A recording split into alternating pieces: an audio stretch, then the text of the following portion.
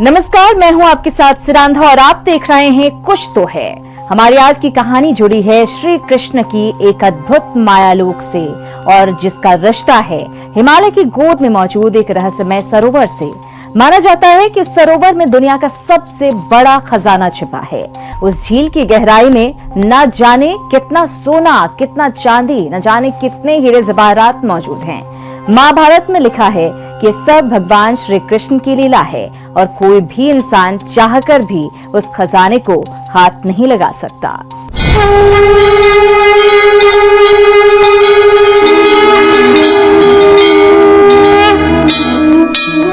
उस अद्भुत मंदिर में रोज सैकड़ों लोगों का आना,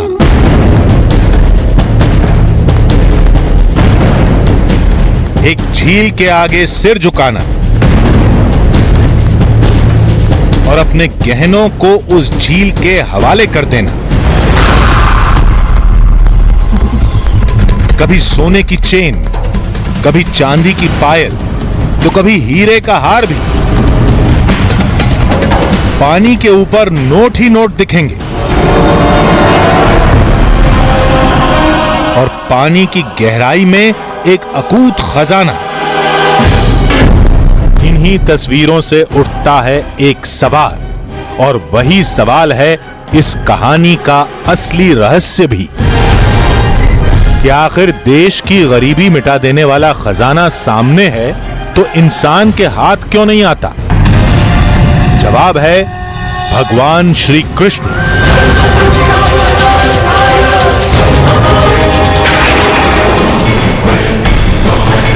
आज हम निकले हैं देश की खूबसूरत वादियों के बीच।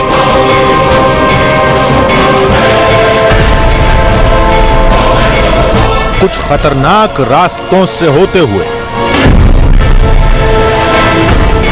द्वापर युग की एक अनसुनी श्री कृष्ण लीला की तलाश में। उस चमत्कारी मंदिर को खोजने जहां हर 12 साल बाद पांडवों के आने के सबूत मिलते हैं।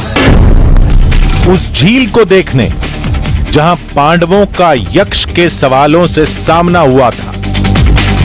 क्या वो दावा सच्चा है कि उस झील में हर रात एक अद्भुत घटना घटती है? क्या वाकई उस झील के पास कुछ दैवीय पौधे हैं जो रात के अंधेरे में नाग का रूप धारण करते हैं और खजाने के रक्षक बन जाते हैं? क्या आज कैमरे पर पहली बार दिखाई देगा श्री कृष्ण का एक अनदेखा मायालोक?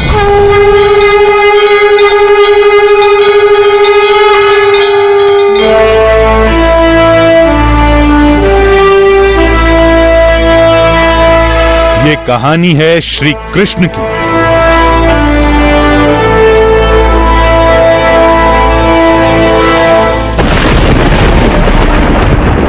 कलयुग में श्री कृष्ण के एक अद्भुत रूप की।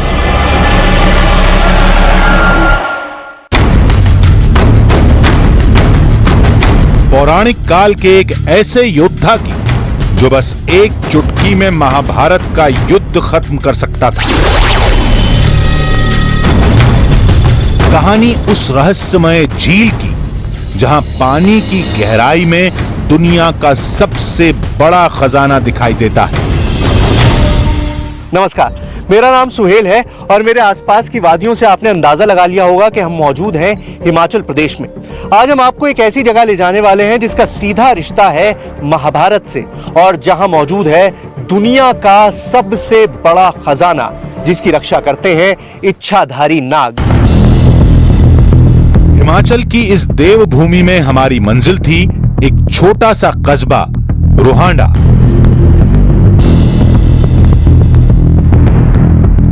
जहां से करीब 6 घंटे की मुश्किल चढ़ाई के बाद हमें तलाशनी होगी एक रहस्यमय झील जिसे देव कमरुनाग सरोवर कहते हैं।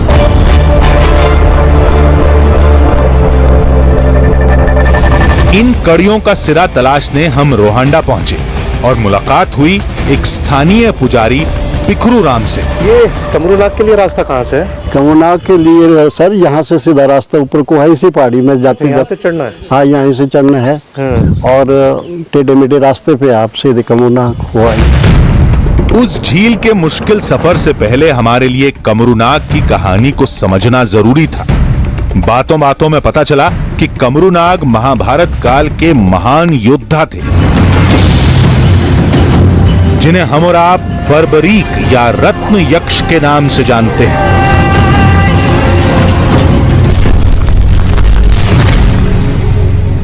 महाभारत में इसका जो विवरण आता है वो बर्बरीक के नाम से आता है।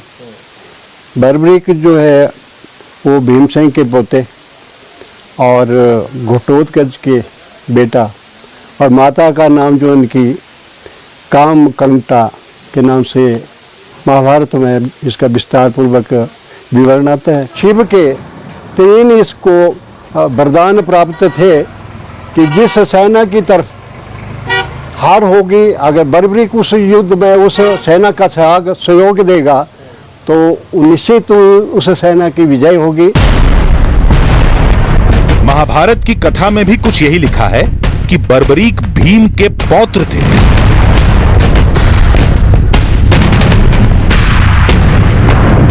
यानी घटोत्कच के बेटे, जिन्हें हर युद्ध में विजय का वरदान हासिल था। लेकिन उस वरदान की एक शर्त थी कि बर्बरीक युद्ध में उसी सेना का साथ देगा जो कमजोर होगी। माना जाता है कि महाभारत काल की वो घटना उसी कमरूनाग मंदिर में हुई थी जिसकी तलाश में हम यहां तक आए थे। माना जाता है कि उस स्थान से बर्बरीक कुरुक्षेत्र का युद्ध देख रहा था और उसकी नजर जिस ओर पड़ रही थी उस तरफ की सेना युद्ध में हावी हो रही थी।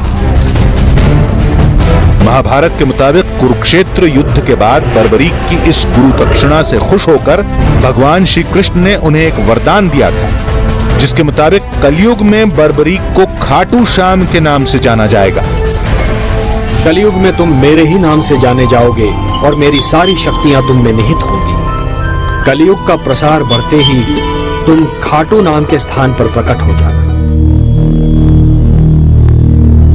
राजस्थान के सीकर में खाटू श्याम जी का वो पवित्र धाम आज भी मौजूद है और करोड़ों भक्तों की आस्था से जुड़ा है। बर्बरीक यानी कमरूनाग की कहानी को समझने के बाद अब बारी थी इन पर्वतों पर एक मुश्किल सफर की, कमरूनाग झील को तलाशने की, उस खजाने को अपनी आंखों से देखने की और रात के अंधेरे में उस अद्भुत घटना को कैमरे में कैद करने की, जिसके मुताबिक सरोवर के पास मौजूद कुछ रहस्यमयी फूल नाग का भेष धारण करते हैं और खजाने की रक्षा के लिए तैनात हो जाते हैं। जरा सोचिए कि किसी सरोवर में रोजाना सैकड़ों लोग आते हों, सोना, चांदी, हीरे, जवाहरात सब कुछ चढ़ाते हों, तो आज उस सरोवर में कितना खजाना होगा। लोग बताते हैं कि सरोवर की तलहटी में वो खजाना आसानी से दिखाई भी देता है, लेकिन किसी इंसान के लिए उस खजाने को हासिल करना नामुमकिन है। मंजिल बहुत दूर थी और बेहद मुश्किल भी। पहाड़ की पगडंडियों पर अकेले जाना खतरनाक हो सकता था, इसलिए कुछ स्थानीय नौजवानों की मदद से हमने एक लंबे सफर की शुरुआत की।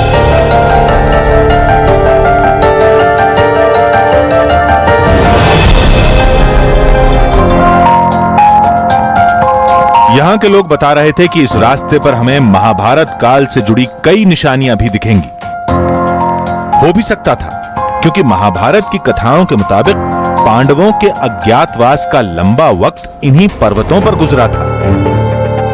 थोड़ा ऊपर बढ़े तो पांडवों से जुड़ा एक दावा वाकई हमारे सामने था। आपके सामने महाभारत का एक प्रमाण में पेश करूंगा। ये देखिए, पूरा इलाका जुड़ा हुआ है महाभारत से और लोग मानते हैं कि ये पांव का निशान भीम का है और भीम को जब पता चला कि कुरुक्षेत्र में लड़ाई शुरू हो गई है कौरवों की और पांडवों की, तो वो समय बर्बाद नहीं करना चाहते, तो वो जल्द से जल्द कुरुक्षेत्र पहुंचना चाहते थे। और उसके लिए उन्होंने इस पत्थर पर पांव रख के जोर से छलांग लगाई, और वो छलांग इतनी बड़ी थी कि वो खुद कुरुक्षेत्र पहुंच गए और इस पत्थर पर हमेशा के लिए निशान छोड़ गए। पास में ही महाबली भीम से जुड़ी एक और निशानी का दावा होता है। माना जाता है कि यह बड़ी सी चट्टान भीम के पराक्रम की गवाह है। करीब 6 घंटे की मुश्किल चढ़ाई के बाद हम देव कमरुनाग मंदिर की चहारदीवारी तक पहुंच गए। आगे का रास्ता सीधे उस चमत्कारी सरोवर तक जाता है, लेकिन इस रास्ते पर हमारी निगाहें उस रहस्यमय पौधे को तलाश रही थीं, जिस पर सांप की आकृति के फूल खिलते हैं, और दावा होता है कि यही फूल रात के वक्त नाग का रूप लेते हैं और सरोवर में मौजूद खजाने की रक्षा करते हैं। लोग बता रहे थे कि उस फूल का मिलना बस किस्मत की बात है। हर दिन वो फूल किसी नई जगह पर खिलता है। हमने भी काफी देर तक किस्मत आजमाई, लेकिन थक हार कर बैठे ही थे कि किस्मत खुल गई। पिछले 6 घंटों से हम इस जंगल में ऊपर की तरफ चढ़ रहे हैं, और मैं खास तौर से कोशिश कर रहा हूं कि मैं इस तरह के एरियाज में जाकर और वो कोबरा लिली तलाश सकूं। अब इच्छाधारी नाग तो मुझे नहीं लगता कि मिलेगा, लेकिन कोबरा लिली भी इतनी देर नहीं रुके बात ही कर रहा था। और ये देखिए, ये है वो कोबरा लिली। अब आप खुद देखिए और समझिए कि क्या इसमें और सांप में कोई फर्क है। यही है वो फूल। वनस्पति विज्ञान की भाषा में इसे कोबरा लिली कहते हैं, शायद इसलिए क्योंकि इस फूल की बनावट किसी कोबरा से हूबहू मेल खाती है।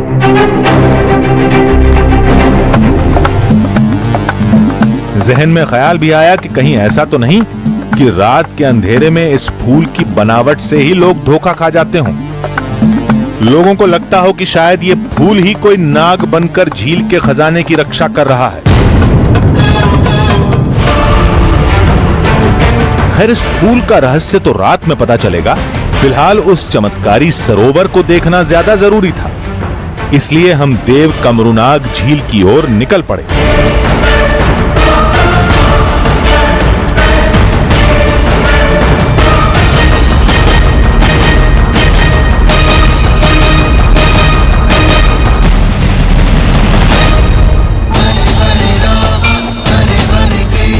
करीब 1 किलोमीटर की चढ़ाई के बाद हरी चादर में लिपटा एक सरोवर हमारे सामने था।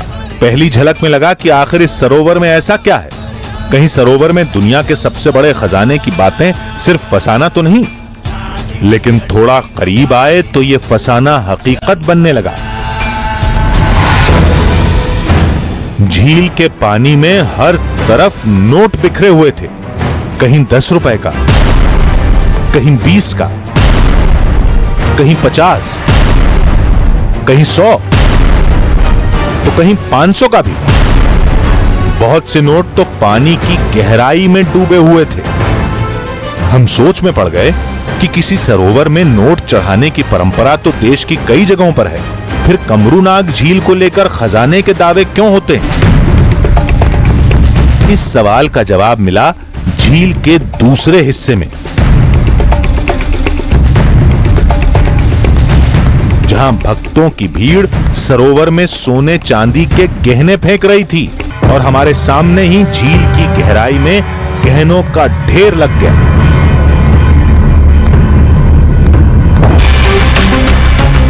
यहां के लोग तमाम कहानियां सुनाते हैं और कहते हैं कि जब भी इस झील में मौजूद खजाने पर हाथ डालने की कोशिश हुई है, कोई न कोई अपशगुन हुआ है।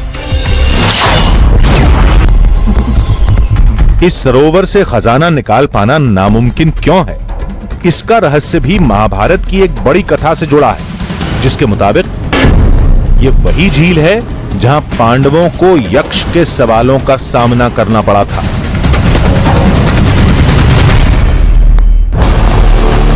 लोग मानते हैं कि इस झील का वो चमत्कार आज भी कायम है और देव कमरुनाग यानी रत्न यक्ष की इजाजत के बिना कोई परिंदा भी इस झील से तिनका तक नहीं ले जा सकता।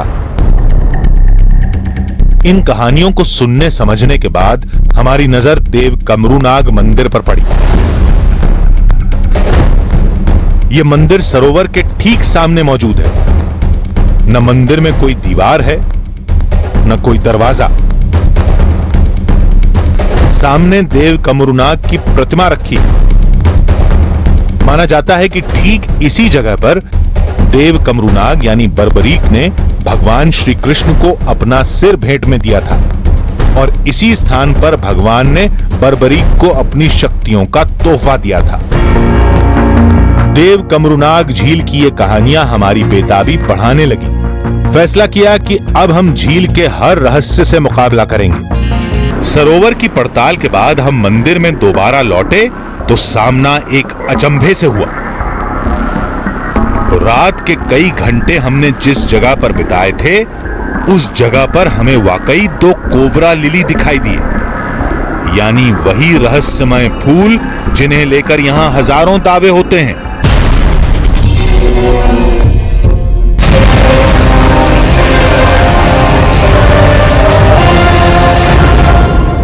आप देख रहे हैं कुछ तो है, एक चमत्कारी झील, एक रहस्यमय खजाना और हर रात एक फूल का सांप में परिवर्तित होना किसी चमत्कार से क्या कम लगता है।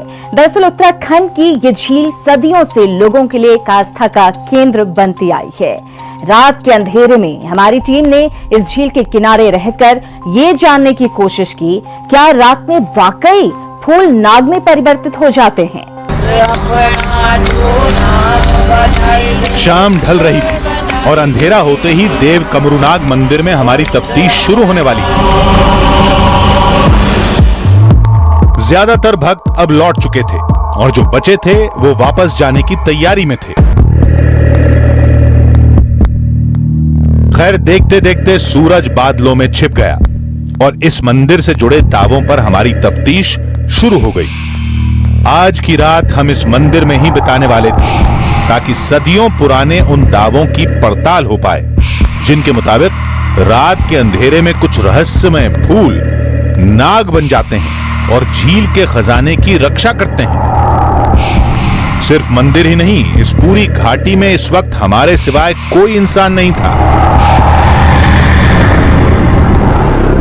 हम करीब 9,500 फीट की ऊंचाई पर थे।